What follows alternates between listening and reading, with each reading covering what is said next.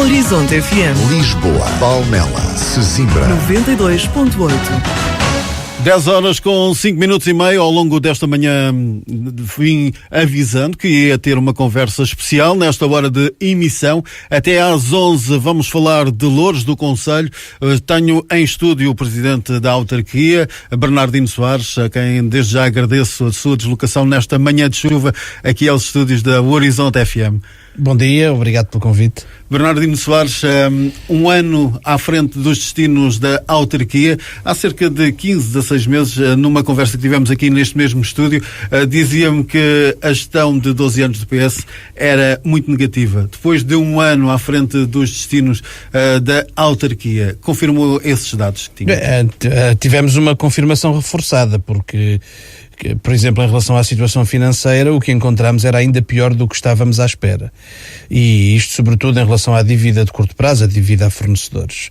E mesmo em relação à desestruturação dos serviços, a uma série de dificuldades em responder às populações, a situação que encontramos é bastante complexa e vai demorar a resolver. São hábitos, vícios, rotinas que demoram a ser alterados e que nós estamos a fazer esse esforço com o empenhamento dos trabalhadores do município que estão a procurar corresponder à melhoria dos serviços que temos que ter, porque estamos cá para servir a população. A auditoria à Câmara Municipal, quando é que estará encerrada? Ela já teve um primeiro conjunto de conclusões que estão a fazer o seu curso. Esperamos que nos próximos dias, semanas, haja mais conclusões no sentido de encerrar este processo, sendo certo que os processos de auditoria devem ser permanentes em qualquer instituição e na Câmara Municipal também será assim, e nós pretendemos que, de forma parcelar, em cada serviço, essas auditorias continuem a existir para procurarmos também melhorar os processos e os procedimentos, que é esse o objetivo fundamental da auditoria. Uma das questões que levantava nessa mesma conversa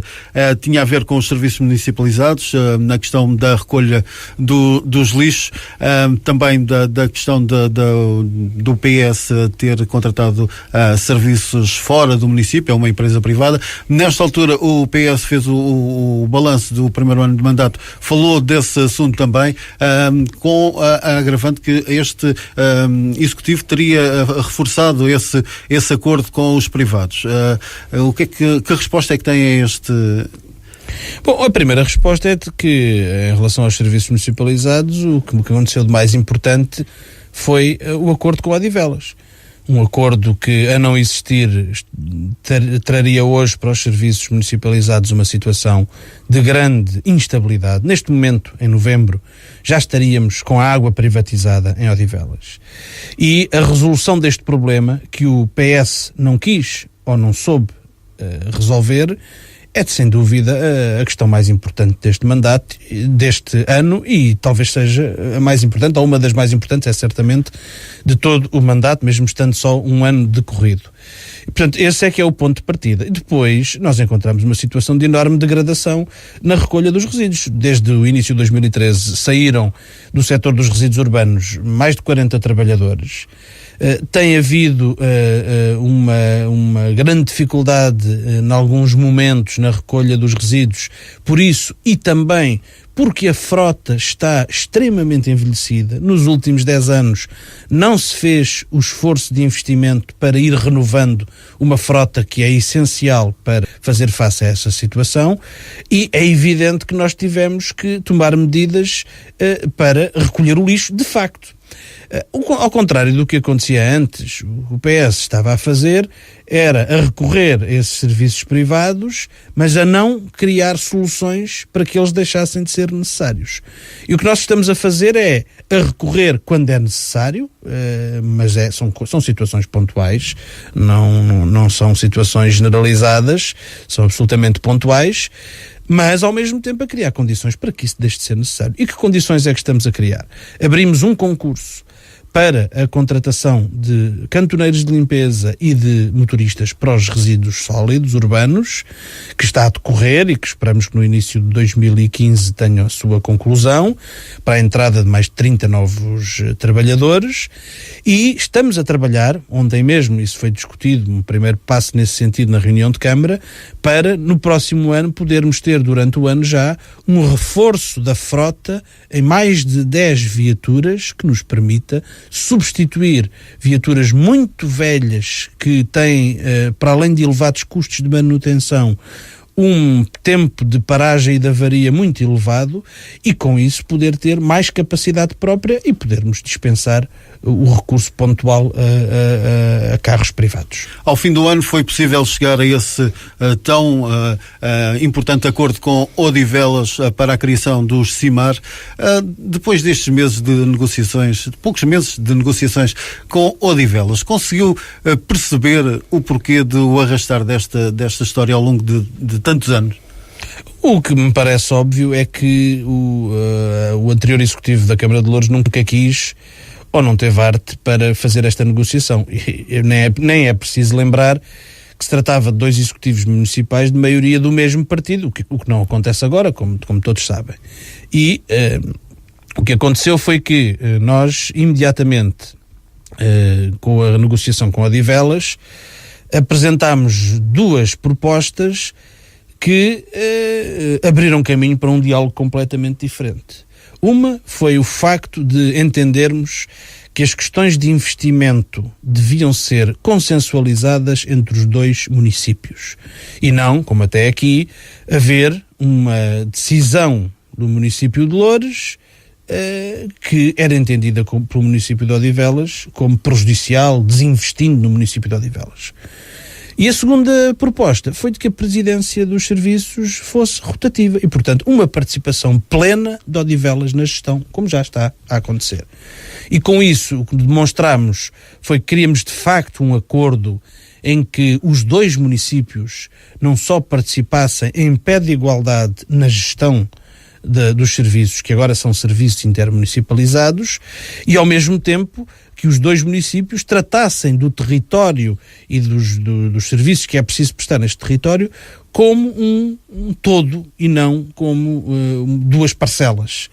E isso foi muitíssimo importante. Eu devo salientar, aliás, que nós fizemos este acordo, que evidentemente exigiu de ambas as partes capacidade de negociação, capacidade para ceder neste ou naquele ponto, e ambos tivemos essa postura para chegar a um entendimento, e fazemos isto num momento em que há uma enorme onda de privatizações no nosso país. E aqui, neste caso, o que conseguimos foi reverter uma privatização que não só, julgo eu, seria prejudicial, é a minha opinião, para a população de Odivelas, como ia ser prejudicial para a população de Louros, porque deixaria os serviços municipalizados com muito pouca sustentabilidade financeira. Com este acordo, os municípios podem esperar alguma alteração no preço da fatura?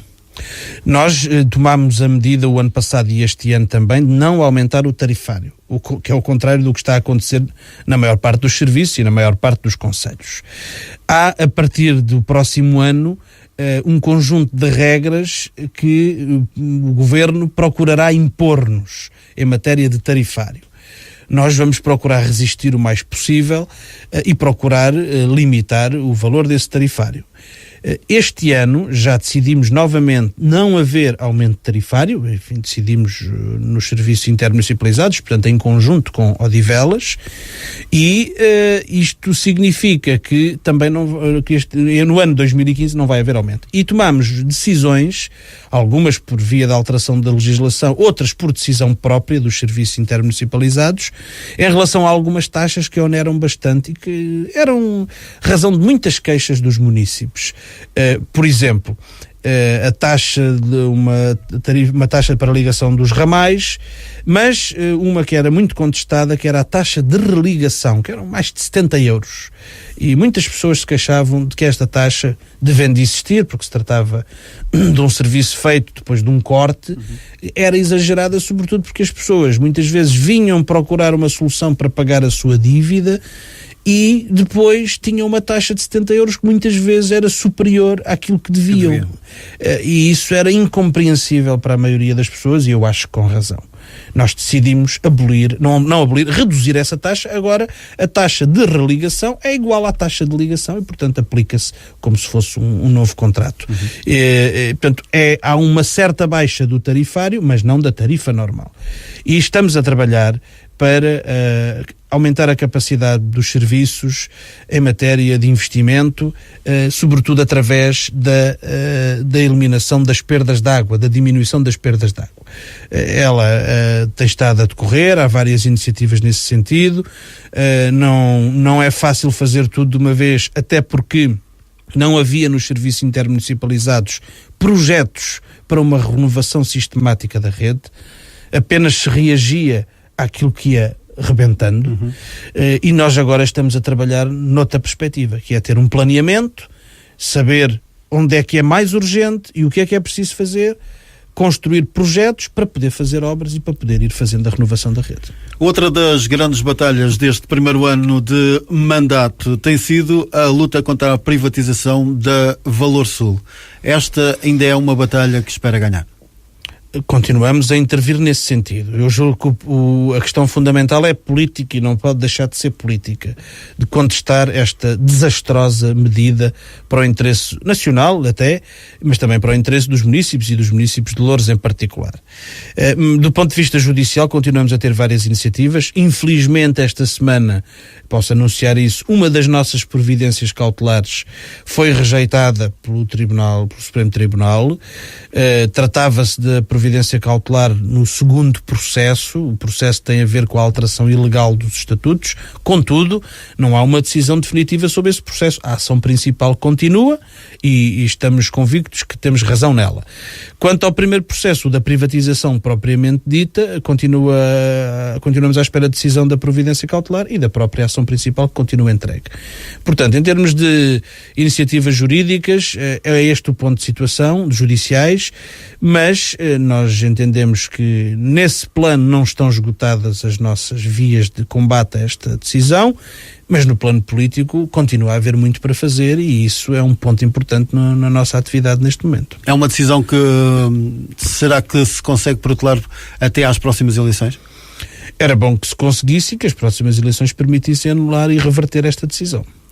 Quanto ao relacionamento do município com as novas freguesias, com as grandes freguesias que foram criadas com as últimas eleições autárquicas, como é que está a ser? Está a ser um relacionamento correto, todos concordam, penso eu, seja no município, seja nas freguesias, que elas são de uma dimensão enorme e que não correspondem às necessidades da população, e tem havido um relacionamento muito correto com estas freguesias, com todas as dificuldades que implica esta extensão de território e de população, e procuramos tratá-las com todo respeito e dignidade.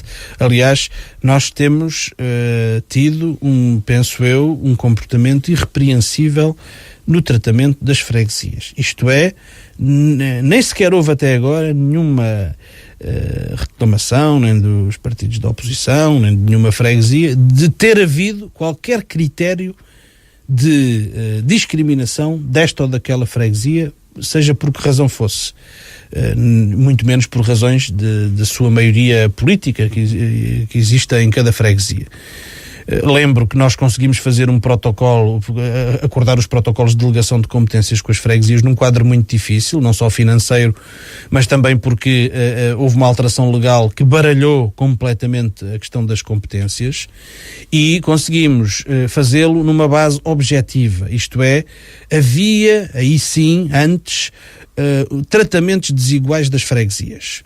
E isso terminou porque foi feito um trabalho de recenseamento, cadastro, de avaliação de tudo a que correspondiam as competências de cada freguesia, tudo foi medido, tudo foi avaliado, tudo foi mensurado e a isso correspondeu a atribuição de uma verba financeira. E hoje nós podemos dizer que cada freguesia sabe quanto recebe e porque é que recebe, e sabe quanto é que as outras freguesias recebem e porque é que recebem. E isso é um ganho inestimável e que, penso eu, perdurará por muitos anos como uma base objetiva muito positiva para debater com as freguesias as competências em cada momento. Outro dos problemas do Conselho que ainda se mantém é a questão dos bairros ilegais. No entanto, boas notícias para o bairro da Castelhana, que viu a sua legalização efetivada há bem poucas semanas. Outros processos desse tipo estão a caminho da sua finalização? Sim, há mais processos em curso e penso que vamos ter nos próximos meses atribuição de mais alvarás. Quero salientar que o município tinha uma área que foi trazida para a intervenção municipal, que é a Portela da Azóia, já com o executivo anterior, e nós decidimos acrescentar uma nova área, um grande bairro, o bairro da Fraternidade, também para a iniciativa municipal, como forma de darmos um impulso mais forte e mais rápido ao avanço da legalização destes bairros. Estamos a avançar, quer em bairros que não estão dependentes da revisão do PDM para a sua legalização e também nos que dependem da revisão do PDM, que se concretizará brevemente e que também estamos a trabalhar com eles no sentido de adiantar ao máximo os processos para depois a questão se resolver. É um processo sempre moroso e com dificuldades, mas penso que está criado um ambiente muito positivo que esta administração conseguiu retomar entre a Câmara Municipal e a Generalidade dos bairros e das suas associações de proprietários e moradores. Um ambiente que permite ir resolvendo os problemas que surgem, ter disponibilidade para encontrar soluções, que às vezes são muito difíceis, e ter uma convergência de esforços para que os processos avancem de facto. Nós não prometemos, como outros fizeram, que em 6 meses, num ano, ou até que até ao fim do mandato tudo fica legalizado. Não estamos em condições de garantir isso. O que garantimos é que as coisas vão andar o melhor que pudermos. Uma parte também depende da própria organização dos proprietários e dos moradores, e que com isso conseguiremos certamente resolver em muitos bairros esta situação da legalização e até permitir que uma parte importante das taxas que vão ser pagas depois pela legalização de cada casa reverta para investimento nos próprios bairros. Queremos dar esse sinal, e esse sinal é muito importante também para incentivar as pessoas a participarem neste processo. No entanto, há bairros em que a legalização é muito difícil ou quase impossível. De que forma é que pensa tratar esses casos? Bom, há bairros que, de acordo com as regras nacionais de ordenamento do território, não podem ser legalizados. E em relação a esses tem de haver uma solução de fundo que não passa apenas pela Câmara Municipal.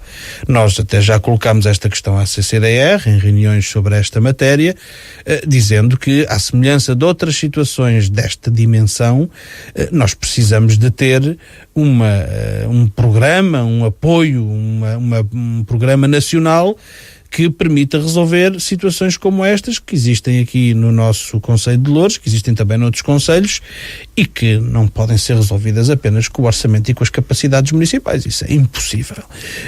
E, portanto, a situação é essa. Nós continuamos a ter ainda cerca de 200 agregados familiares do PER, do recenseamento de 1993, para realojar.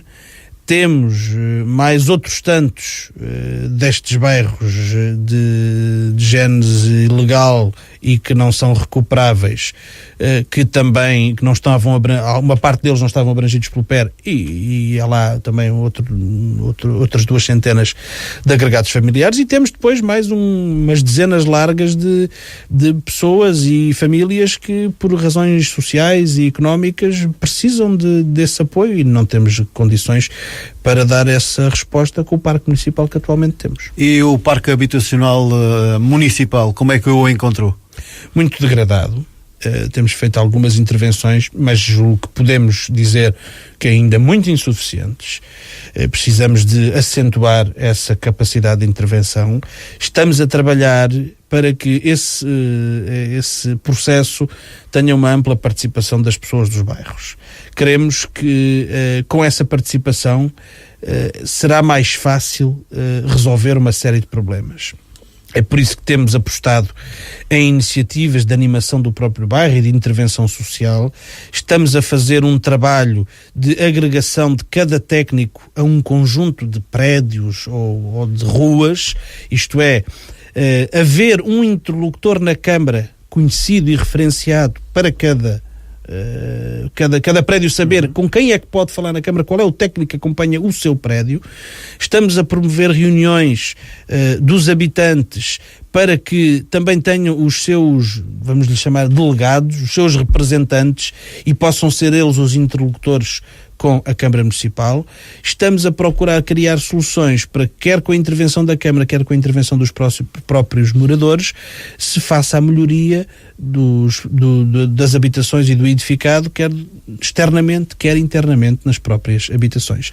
É um trabalho muito moroso e que é moroso, mas é urgente ao mesmo tempo. E que precisa de ser assente numa base de relacionamento com a população que ali vive, que garanta que a perspectiva de futuro é melhor do que tivemos até aqui, que é um relacionamento estreito, que os problemas se vão resolvendo e que os habitantes do património edificado municipal são nossos aliados na conservação e na manutenção destas habitações. Essas iniciativas de animação dos bairros que têm sido reconhecidas a nível nacional vão se estender a outros bairros? Haverá essa perspectiva. Estamos a intervir, quer dizer, houve algumas que tiveram uma grande notoriedade, mas está-se a trabalhar todos os dias em vários bairros nesse sentido. Nós não entendemos que o mais importante dessas iniciativas seja ter projeção nacional. O que aconteceu, por exemplo, com o Festival Bairro e o Mundo na Quinta do Mocho foi muito importante pela sua projeção nacional, porque deu uma imagem diferente do bairro. Isso é um facto e é positivo. Mas mais do que isso, o que nós queremos é que mude a situação no próprio bairro. Portanto, fazer uma iniciativa deste tipo apenas para ter projeção nacional naqueles 3 dias não é suficiente. É importante para mostrar que há ali um bairro de gente normal, de gente que trabalha, de gente que também tem os seus problemas, também está desempregado, também há idosos, há um bairro como muitos outros, e fazer com que isso também aumente a autoestima do bairro e um orgulho de ali viver, para que possamos também guardá-lo melhor, preservá-lo melhor e intervir melhor nestes bairros. E acaba por também dar outra perspectiva àqueles que vivem à volta desses bairros, que às vezes têm uma ideia errada, ou demasiado problemática para o bairro, quando às vezes é só um pequeno grupo, não é? Sim, em todo o lado há problemas, e nestes bairros também há, mas não é só nestes bairros. Obviamente. Portanto, a ideia de que estes bairros estão fora do universo municipal é uma ideia que tem que ser combatida com todas as forças. Nem os que lá vivem se podem sentir excluídos, nem os que vivem noutros sítios podem segregar aquelas zonas e aqueles bairros. E estas iniciativas contribuem muito para isso. E penso que é muito importante.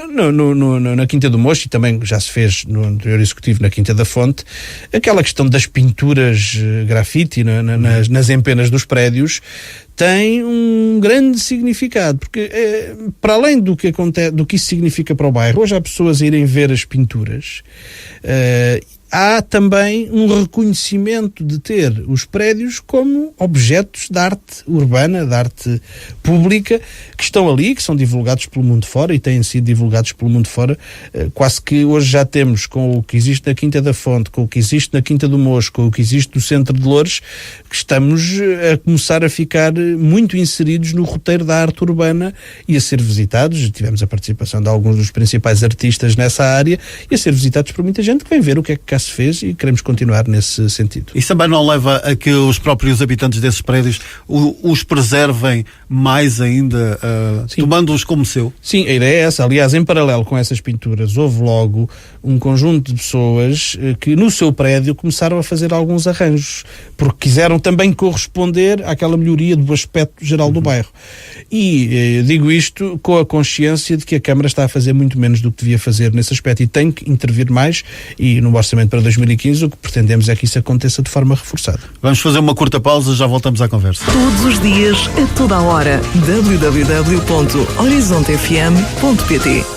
Estamos a 25 minutos das 11 da manhã, é a altura de continuar a conversa com Bernardino Soares, presidente do município de Loures, uma conversa que faz o balanço do primeiro ano à frente da autarquia, também o lançamento dos próximos tempos. Presidente, já falámos de vários assuntos, agora a escola. O investimento de cerca de 1,5 milhão de euros num primeiro ano é um investimento a manter e a reforçar? Sim, é um investimento que foi muito importante, foi feito com recurso a meios próprios da Câmara, numa parte, e também a verbas a que a Câmara tinha direito de receitas anteriores da Valor Sul, e é um investimento que permite qualificar melhor as escolas. Há uma escola nova, podemos dizer que é nova, embora seja a reconstrução do que estava lá, mas foi de tal maneira reconstruído que na prática é uma escola nova, em Valfigueira, e pensamos que este esforço é para continuar. É por isso também que no âmbito da decisão de contrair um empréstimo para investimento para os próximos anos, a prioridade são as escolas. Para resolver problemas que temos, que não poderíamos resolver com o orçamento corrente, em que as receitas são praticamente a totalidade absorvidas pelas despesas obrigatórias e pela dívida, e procuramos com este empréstimo apontar nesse sentido, para aquilo que é mais importante para o município e para as pessoas. E tem 3 grandes áreas. As escolas, por exemplo. Nós temos um problema dramático em Camarate com a escola básica número 1. É uma escola em que os alunos estão há 6 anos em contentores. Significa que há meninos que já fizeram todo o seu primeiro ciclo em contentores. E não havia nenhuma perspectiva de resolver aquele problema, que terá um custo de cerca de 2,5 milhões de euros. E nós não temos esse dinheiro no orçamento municipal. E, portanto, este empréstimo, que tem como parcela fundamental as escolas, portanto, quase metade desse valor, é para reforçar essa prioridade. Nós consideramos que, apesar, e até por causa de todas as tropelias que o Governo e o Ministério da Educação têm feito à escola pública e ao ensino, devemos procurar o mais possível, naquilo que são as nossas competências, reforçar a qualidade do ensino nas nossas escolas. E é por isso que vamos apostar nesse sentido, que já o fizemos este ano com meios mais limitados, e vamos procurar nos próximos 2 anos avançar muito e fazer uma remodelação importante em 4 ou 5 escolas do concelho. Não serão todas as que mereceriam, mas são aquelas que qualificamos como mais prioritárias e mais importantes, e que com certeza trarão melhores condições de estudo e de trabalho para os alunos e para os professores e outros funcionários não docentes. Essa reformulação das infraestruturas traz também aberturas de novas salas para os mais pequenos? Sim, com este investimento de 1,5 milhão de euros, nós pudemos abrir 4 novas salas de jardim de infância, e tínhamos até a proposta de serem 5, mas o Ministério da Educação não autorizou a 5ª sala. Mas apesar de tudo, com as 4, isto significa que mais 100 meninos puderam ter acesso à rede pública de jardim de infância. Não deixou, desculpe estar a interromper, não deixou porque contou os meninos e eram poucos? Ou? Não, porque na Escola Nova de Valfigueira nós propunhamos a existência de 2 salas novas, e o Ministério só autorizou uma, porque entendeu ser mais importante reduzir ainda mais o número de alunos em horário duplo. Isto é, nós temos turmas que têm um horário completo, e por insuficiência de salas em alguns sítios temos ainda turnos de manhã e de tarde. Isto é, há meninos que só vão de manhã, têm um horário mais prolongado de manhã, e outros só vão de tarde.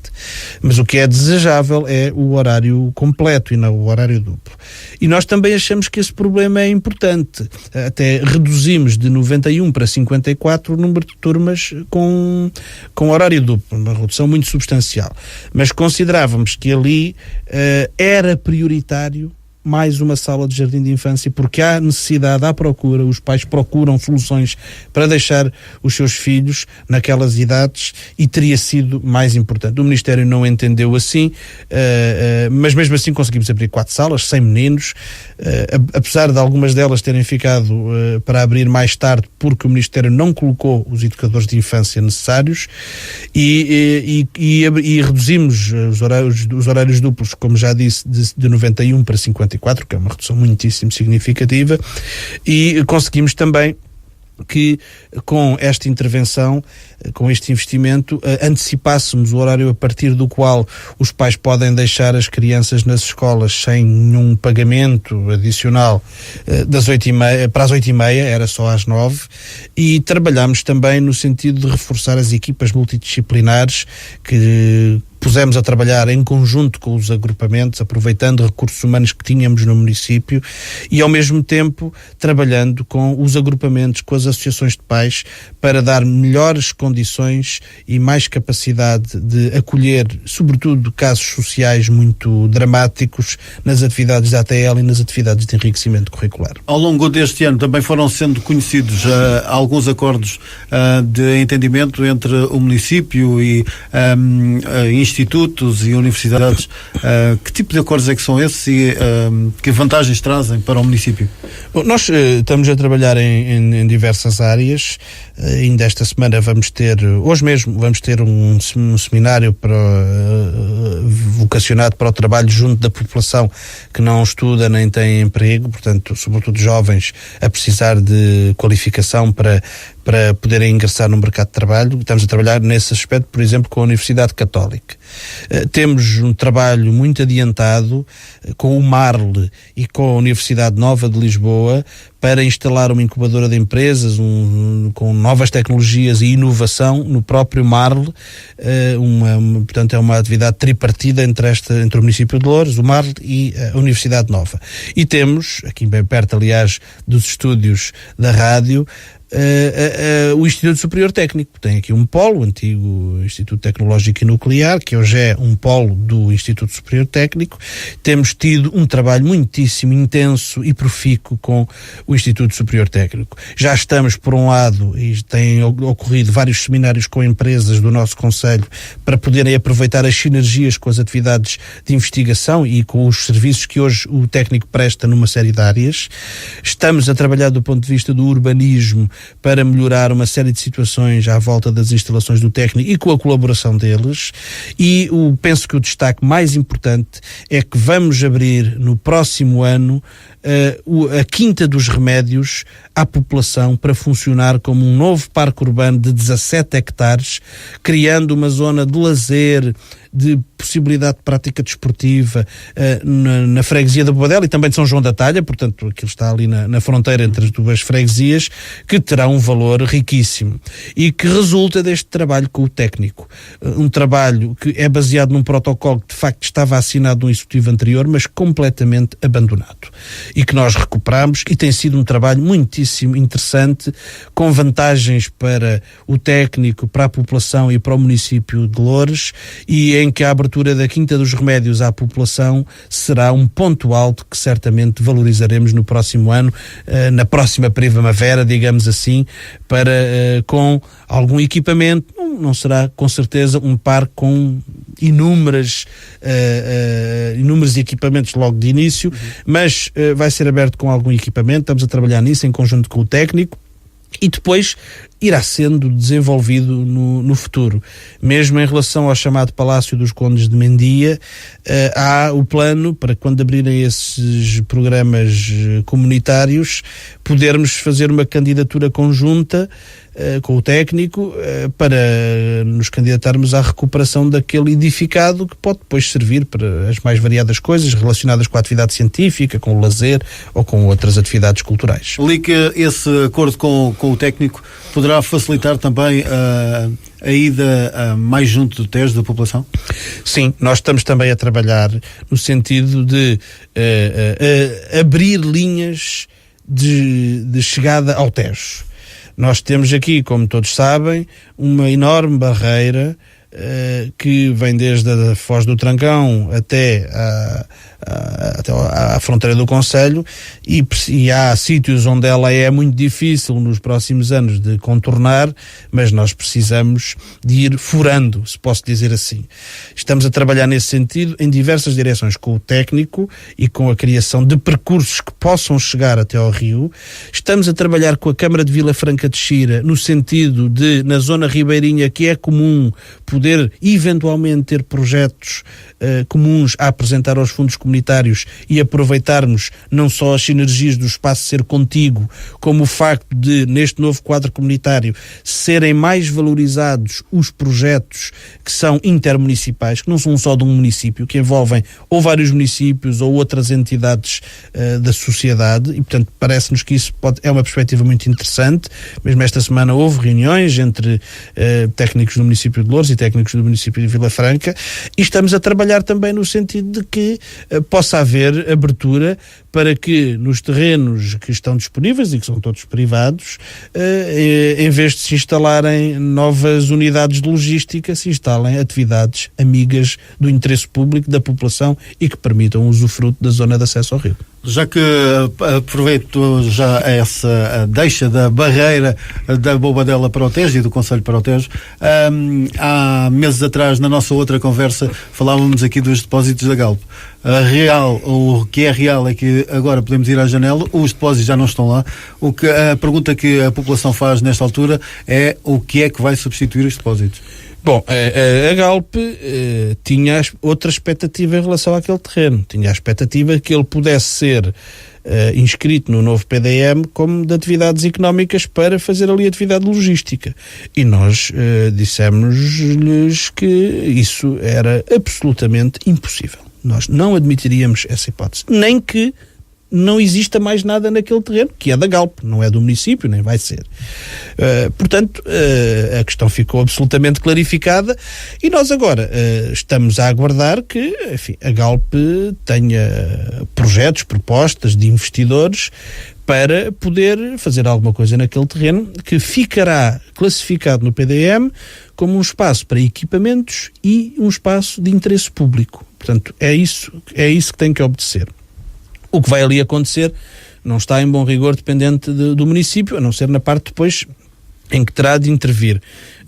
E, portanto, esperamos agora que sejam apresentados projetos interessantes para a população, aproveitando aquela zona, e que a Galp esteja disponível para os acolher naquele terreno. Para já, a boa notícia é que barreira de contentores contentores não vai haver. Isso de maneira nenhuma. Fica esse esclarecimento. Já falámos de desporto também. Como é que está o movimento associativo do Concelho? Como é que o encontrou e que respostas é que tem dado aos problemas que certamente lhe são postos todos os dias? Bom, o movimento associativo está com muitas dificuldades porque não é imune à situação social e económica que se vive. É evidente que as suas dificuldades não derivam só da política municipal anterior, são dificuldades que têm a ver com políticas nacionais, isso é preciso ser dito, que hoje penalizam muitíssimo o movimento associativo, e nós, em relação a esta matéria, temos uma perspectiva que é a seguinte: precisamos de apoiar mais o movimento associativo. Mas a situação que a Câmara tem neste momento obrigou-nos a ter uma prioridade. Qual é essa prioridade? Pagar tudo o que está atrasado ao movimento associativo. Porque mesmo com a restrição nos últimos anos dos protocolos de apoio, há muitas dívidas ao movimento associativo. E nós já fizemos um grande esforço este ano para recuperar esses valores, não conseguimos ainda pôr tudo sem atraso.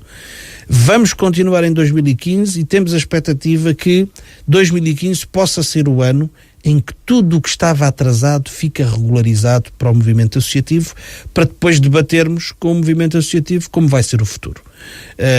E é pouco para o que o movimento associativo precisava, mas é um esforço muito grande que estamos a fazer dada a situação que foi encontrada. Nós precisamos de reforçar esse apoio e o reforço que estamos a fazer neste momento é pagar tudo o que está atrasado, e é muito. Quanto ao PDM, foi debatido em todas as freguesias, com muitas sessões. Essas sessões levaram a algum realinhamento ou serviu para a população se identificar com ele? Essas sessões serviram basicamente mais para identificar as pessoas com o que estava projetado ou também a retirar ideias que foram colocadas nessas sessões? Bem, essas sessões serviram em primeiro lugar para as pessoas perceberem o que é que está a haver discussão no PDM, porque nós fizemos apresentações em todas as 18 antigas freguesias e depois outras sessões específicas para auges e para atividades económicas, em que se partia de uma explicação sucinta do que eram as alterações gerais para o Conselho e depois as de cada freguesia. E isso permitiu às pessoas perceberem exatamente o que é que se ia passar na sua terra, no seu bairro, no território da sua freguesia. Hoje nós temos estado a ser um pouco criticados, até pelo Partido Socialista, de que o processo do PDM está estagnado, foi assim que disseram. Porque ainda não está concluído. Eu vou dizer assim, é verdade que se tivéssemos feito como o Partido Socialista tinha planeado, já estava terminado. Porque os 60 dias que foram dados para a discussão pública e que, no fundamental, ocorriam durante a campanha eleitoral e o período entre as eleições e a tomada de posse, de facto, se tivéssemos ficado só com esses 60 dias, a coisa tinha sido resolvida mais rapidamente, mas nós não quisemos isso. Nós quisemos que houvesse uma efetiva participação. E respondendo à sua pergunta, nessas sessões do PDM participaram mais de 2.000 pessoas que vieram ver o que era o PDM e o que é que ia alterar-se e pôr os seus problemas em concreto. E dessas participações informais nas sessões, mas formais depois, por escrito, no processo, está a ser feito um relatório de ponderação que levará a alterações que são consequência daquilo que foi dito pelas pessoas e da reação que nós temos a isso. Eu devo dizer que nos 60 dias iniciais que estavam previstos pelo Executivo anterior, houve 12 participações formais ao fim desses 60 dias. Ao fim do prazo que nós demos, houve 245. E esta é que é a grande diferença. Esta é que é a grande diferença. E nós achamos que vale bem a pena perder mais uns meses num processo que se arrasta há 10 anos, mas ter uma alteração ao PDM que não é a nossa, não é a deste Executivo, porque ela não foi construída de raiz por nós, mas que fique melhor do que estava na proposta inicial. E isso vai ficar de certeza. Outra coisa... Deixe-me dizer ainda que esta alteração vai à próxima reunião de Câmara. Portanto, o processo será distribuído aos vereadores no final desta semana, todo o relatório, todas as apreciações feitas em relação às várias propostas, e, portanto, daqui a 15 dias vai ser aprovado esse relatório de ponderação na reunião de Câmara, e depois a questão seguirá para a CCDR, e terá depois esse desenvolvimento, mas a nossa perspectiva é que o trabalho que tem vindo a ser feito já por antecipação com a CCDR nos permitirá ter um processo relativamente rápido. No seguimento da aprovação em Câmara. Presidente, um dos casos das últimas semanas, a construção da nova ponte sobre o Rio Trancão em Sacavém. A Câmara levantou várias questões. Em que ponto é que está essa obra? A obra avança? Quando é que avança? E a questão do caneiro, que muita gente talvez até desconhecesse que ele existisse, mas com a conversa que houve à volta da nova ponte, o caneiro veio ao de cima. Bom, este processo é bastante complexo, a obra vai avançar, é evidente que vai. Aliás, essa decisão é das Estradas de Portugal, não é da Câmara Municipal, não há nenhum licenciamento, nem nada que dependa da Câmara. Mas hoje comprova-se que foi muito positivo nós termos levantado as questões que levantámos e com a veemência que as levantámos, por duas razões. Primeiro, porque a obra da ponte já foi reconfigurada pela própria Estradas de Portugal para não ter um impacto tão grande no caneiro. Porque já assumiu a Estradas de Portugal que qualquer impacto negativo no caneiro será reparado pelas Estradas de Portugal. Mas por uma outra razão muito importante, é que nós conseguimos congregar vários organismos da administração central e pôr em cima da mesa a questão de fundo. E a questão de fundo é a resolução definitiva daquele problema, que não tem só a ver com a ponte.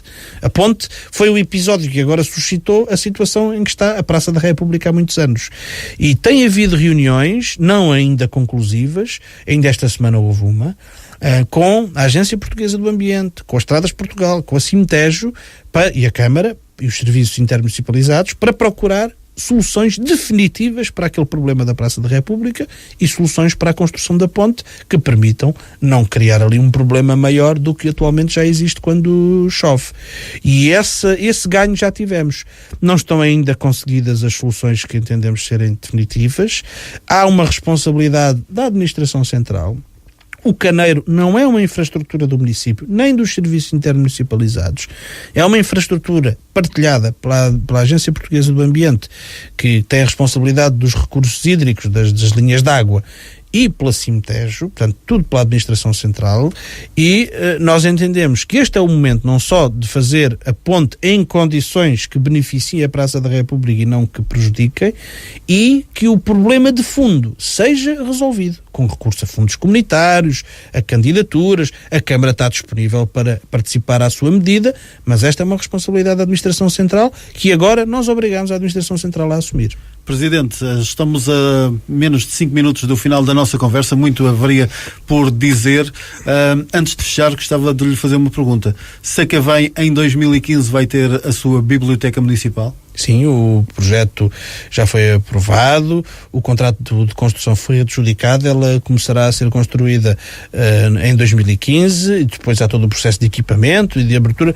Não temos ainda uma data para a abertura ao público, mas 2015 vai ser o ano do arranque da biblioteca em termos da sua construção, da sua finalização, e depois logo veremos qual é o momento da abertura. Mesmo para fechar, a Câmara Municipal hoje muda a sua imagem na internet. É apresentado hoje a nova imagem, um novo site do município.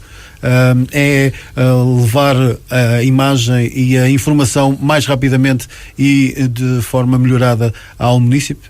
Este novo site corresponde a uma prioridade que temos dado, que é preciso informar melhor as pessoas e ter meios mais fáceis para as pessoas terem acesso à informação e ao contacto com o município. Foi por isso que fizemos os debates públicos, do orçamento, do PDM e outros que têm existido. Foi por isso que lançámos o Jornal Municipal, que estamos a mudar as formas de atendimento para permitir que as pessoas sejam de facto atendidas, e este sítio de internet substitui um sítio que era muito pouco amigo do utilizador, e nós queremos um sítio, como se verá à tarde, que responda às necessidades de quem o procura e não que reproduza apenas a estrutura da Câmara, porque não é para isso que ele serve. No minuto, o que é que pode dizer aos municípios de Loures como propostas para o novo ano de mandato? Bom, o novo ano vai ser um ano de consolidação das mudanças que estamos a fazer, de continuação de uma gestão muito rigorosa e orientada para a recuperação financeira da Câmara, mas ao mesmo tempo de lançamento de investimentos muito importantes na educação, na rede viária, a Biblioteca de Sacavém, e de consagração desses investimentos como uma das prioridades do município. E ao mesmo tempo exigir da Administração Central aquilo que é nosso por direito, a começar pelo Centro de Saúde de Santiria, que temos o compromisso do Ministério da Saúde de que vai finalmente ser construído em 2015, e nós tudo faremos para que esse processo ande o mais rapidamente possível. Já que fala de saúde, mesmo para o ponto final, na Bobadela, o Centro de Saúde está longe da Bobadela, as ligações por transportes ficam longe do Centro de Saúde. Que resolução? Há alguma resolução para este problema? Este Executivo reabriu esse processo junto do Ministério da ARS. Ele estava completamente encerrado da parte do Ministério, e ainda esta semana tivemos uma reunião em que se reafirmou que há espaços disponíveis. Há um espaço que o Ministério já identificou como tendo condições na Bobadela para acolher novamente uma extensão de centro de saúde, e nós estamos a pressionar para que isso de facto aconteça. O Ministério está disponível para continuar a equacionar essa reabertura, embora ainda não tenha dado uma resposta definitiva e concreta sobre isso. Resta-me desejar-lhe a continuação de bom trabalho, agradecer-lhe a vinda aos estúdios da Horizonte FM. Eu é que agradeço, obrigado. Foi assim a conversa com o Presidente do município de Loures, Bernardino Soares. Fizemos o balanço do primeiro ano de mandato, também lançámos as linhas mestras para o próximo ano. Da minha parte, até amanhã, às 7.